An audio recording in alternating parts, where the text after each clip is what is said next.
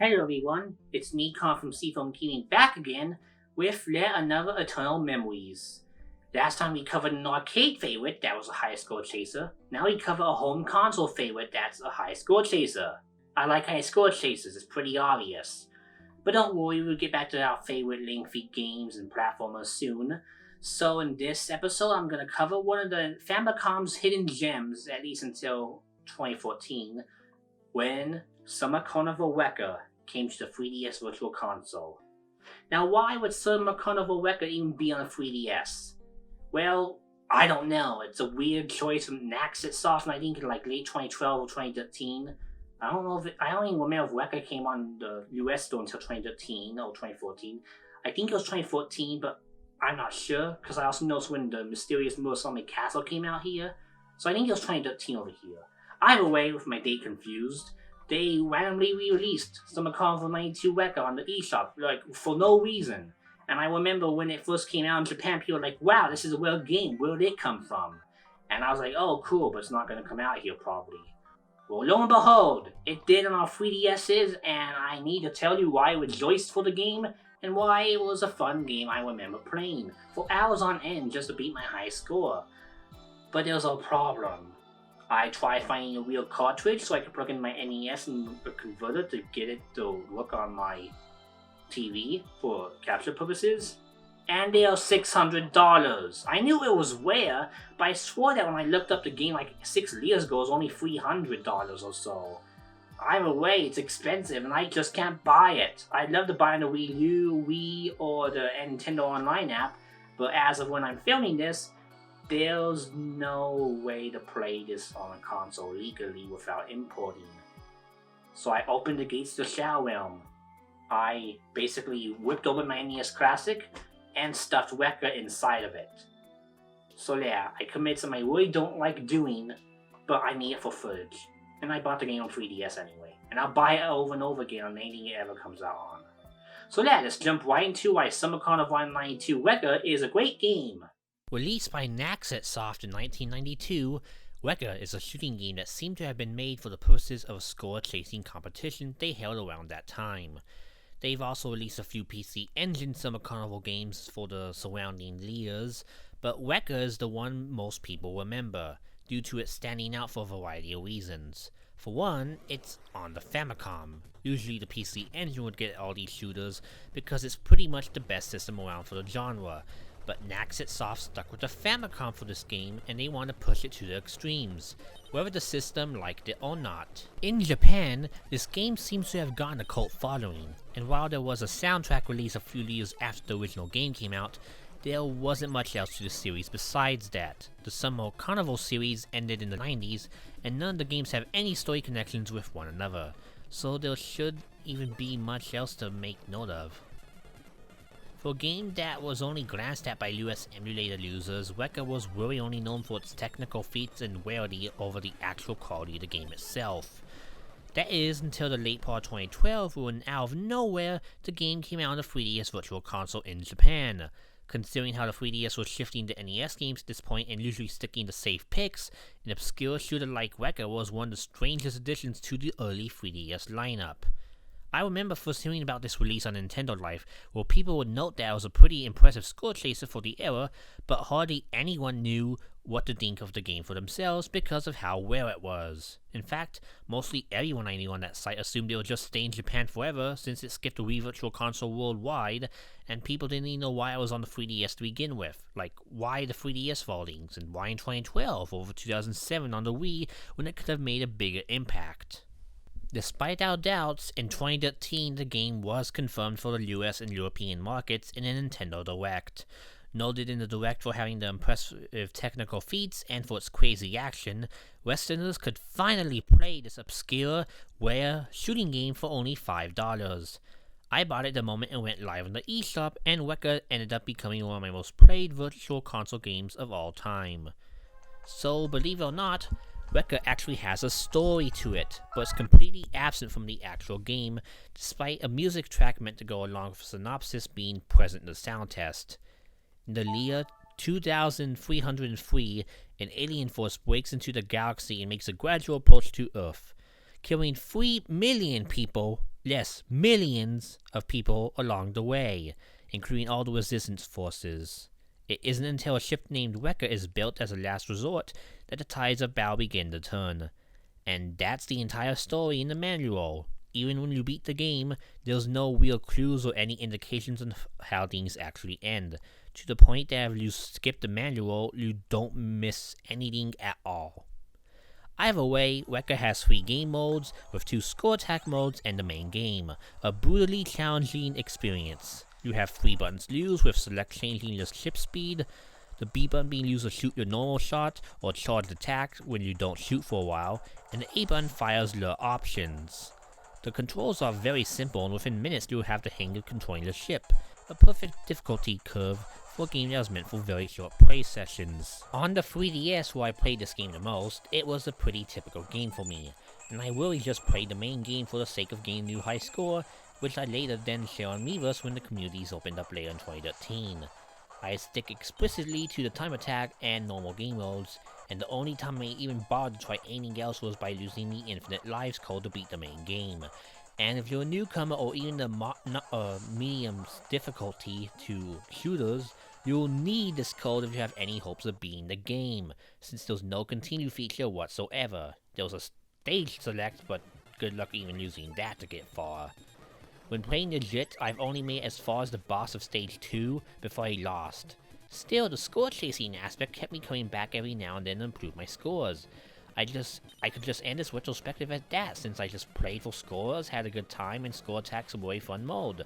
But I want to go more in depth with this game, because it has a lot more under the surface than you may expect for a shooter of this type. For starters, when I played this in my Famicom Mini for the retrospective to get footage, it confirmed that the 3DS port reduced the flashing light effects in this game, just like it does for any other NES title released on the system.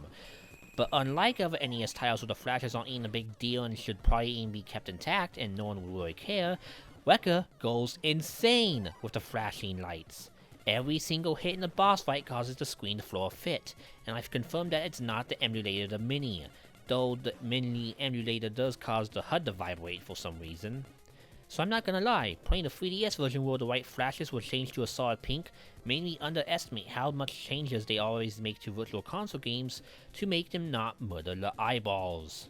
Playing this game on my big HD TV with the original flashes intact forced me to shield my eyes at multiple points to keep playing, so I've cut out most of the bosses and flashes for my B-roll for their sake. That's a thing to keep in mind if you want to play this in the Shadow Realm way and not on the 3DS like you should if you have one. At the very least, you get a cartridge or some other way to play the game on a TV. Play it on a real CRT, cause then the flashes will just be diminished. Flashing aside, Recca's a crazy game, and not just because it wants to kill your eyeballs. As noted many times, the game pushes the Famicom to its limits, spamming many enemy types on screen with little slowdown, to taking advantage of the background titles for gargantuan boss fights. This game's also played darn fast, and the pacing is significantly better than most other NES shooters I've played, save for maybe Life Force. All in all, the 4 main stages that end with an epic boss rush would make for a good standalone game with a super high level of difficulty. The only thing that makes the first quest feel a bit on the impossible side comes from the final boss, which zips around the room spamming projectiles without any resistance whatsoever. After grueling boss rush, this guy's just not one you'll survive against in a weakened state, but if you somehow do beat him, or cheat to beat him, the tough shooting game rolls the credits, and Recca comes off as a typical yet technically impressive shooter game. That isn't what Recca is though. It's not just those 4 stages and that one final boss and that huge super difficult boss rush. It's not just the score attack mode, it's not even just the time attack mode. Those bits are only the first quarter of the entire game. Ladies and gentlemen, Recca has a second quest with double the amount of stages from the first quest, and the difficulty in these levels go from extremely challenging to impossible for a human being.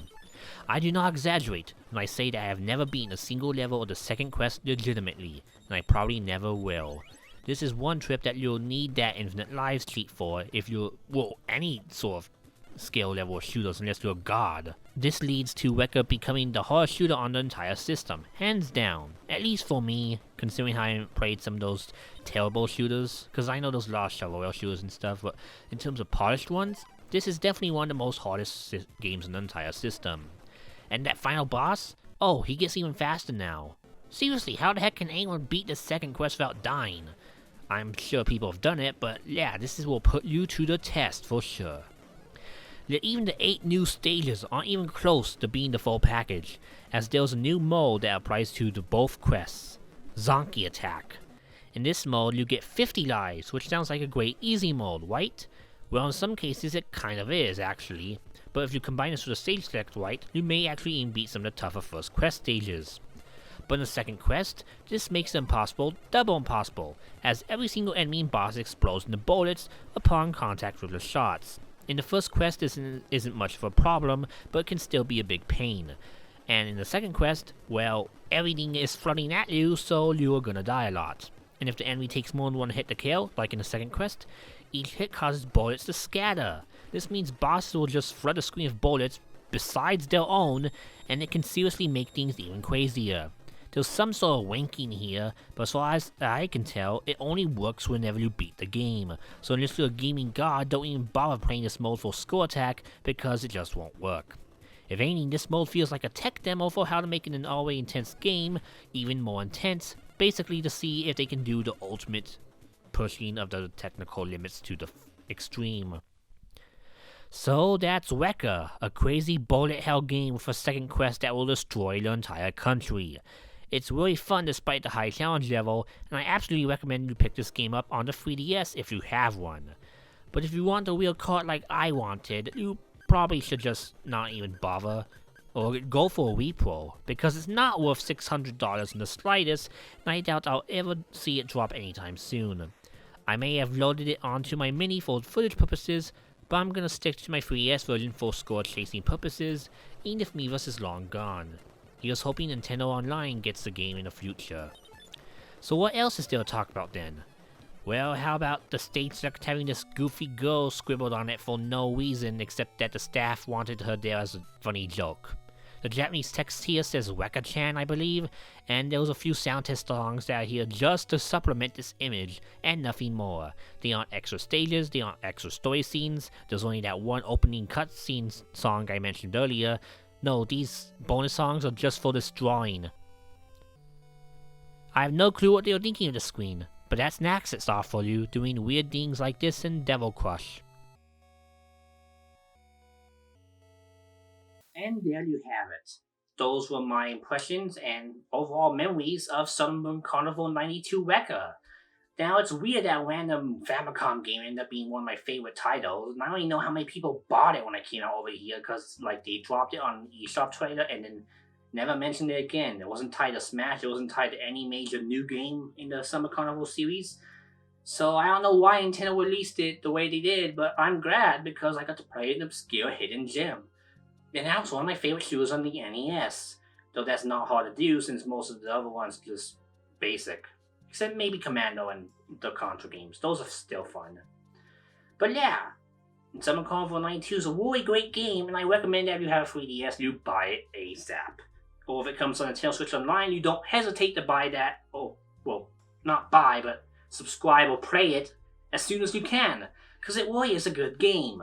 Yeah, the story doesn't exist except in that manual, and the game still has this weird cliffhanger that I have no idea if it'll ever be resolved, and I'm gonna say no on that. But there are a few other Summer Carnival games they made on the PC Engine, my all-time favorite game system. I haven't played those, but if they release them on a compilation someday, or if I can get them on my PC Engine Mini or buy the CDs from my Real TurboGrafx, I just gotta get a player, then I'll talk about those sometime maybe. But yeah, Recca was one of the best Famicom games in terms of like the way the action was, and the high score aspect of it is really good. Not to mention for a shooter game, it was a good soundtrack too, which I did not expect, because on NES most of the shooting games outside Konami stuff they don't have much of a soundtrack at all. But yeah, that'll do it for this 9th episode of Eternal Memories. Join me in our Season 3 finale as I cover the original version of our season premiere game. See you next time. Bye!